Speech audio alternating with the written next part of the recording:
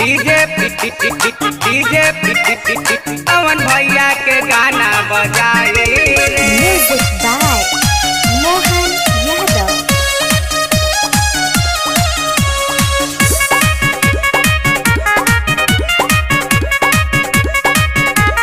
आई बरत तोरे होई जय माला पनीर पुलाव हम खाई बरे पवन भैया के गाना बजाए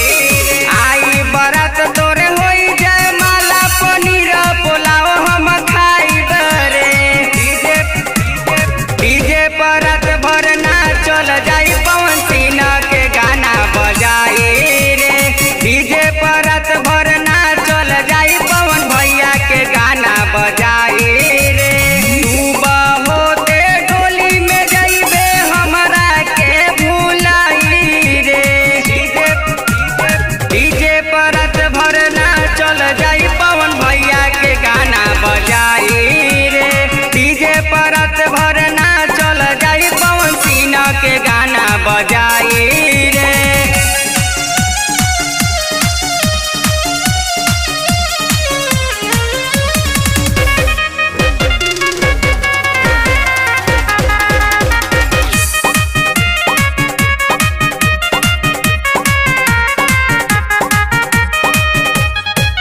धोखा देले बारे बबी तू त जान के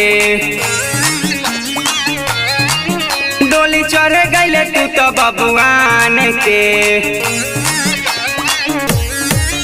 धोखा देले बारे बबी तू त जान के डोली चढ़ गईले तू तो बबुआन के हमारा से बेसी मजा दी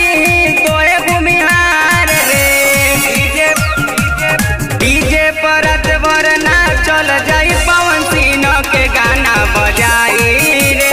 डीजे परत भर ना चल जाई पवन भैया के गाना बजाई रे।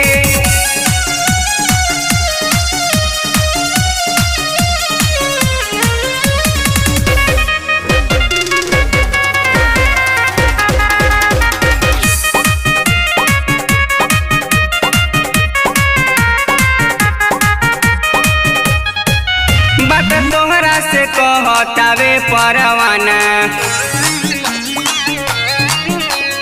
नैका जवाना के होई दीवाना बात तोहरा से कहतावे परवाना नैका जवाना के होई दीवाना ओमे के न लभर होई कि दारू पी के मर जाई बरे डीजे परत भर ना चल जाई